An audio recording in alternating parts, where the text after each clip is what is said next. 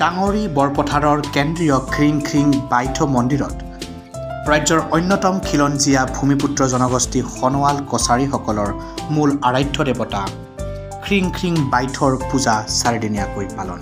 শিৱৰাত্ৰিৰ পিছৰ শুক্লপক্ষৰ ফাগুন চত মাহৰ মাজত দ্বিতীয়টো দেওবাৰৰ পৰা আৰম্ভ হয় বাইথ পূজাৰ ৰীতি-নীতি। চাৰিদিনীয়াকৈ অনুষ্ঠিত হয় এই বাইথ পূজা।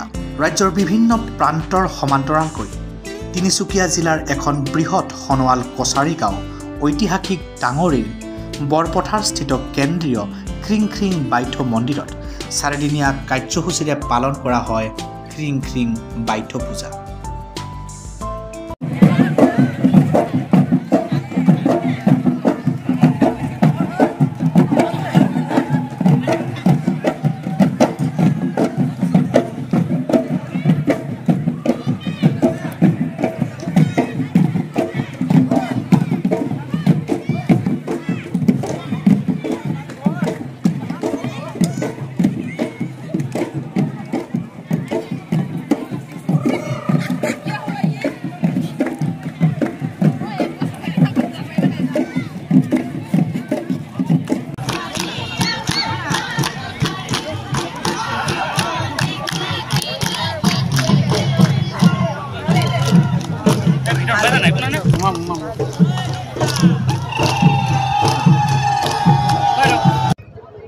এই হৈছে সোণোৱালসকলৰ মূল সংস্কৃতি। আজিৰ পৰাই আমাৰ সোণোৱালসকলে বিহু নমাব আৰু ইয়াৰ আগতে বিহু কৰা মানায়। আৰু বিহু এই চাৰিদিনীয়া কাৰ্যসূচী কেনেকুৱা কি আছে? প্ৰথম দিনা সন্ধিয়াবেলা দেৱতা আহ্বান কৰা হয়। দেৱতা আহ্বান কৰি তাৰ পিছদিনা সোমবাৰে ৰাতিৰ পৰা গোটেই নিশা পূজা চলে। এইটো মূল মন্দিৰ আৰু ভৰলীহালত পূজা শেষ হোৱাৰ পিছত আজি এই মঙলবাৰ আজি ইয়াৰ বিহু নমাইছে আৰু সাধাৰণতে। আজি সামৰণি নেকি? আজি কাইলৈ শেষ হ'ব। কাইলৈ বাগদেউ পূজা বুলি এটা পূজা আছে, সেইটো হাবিত কৰিব। পূজা ভাগত কেনেকুৱা কি কৰা?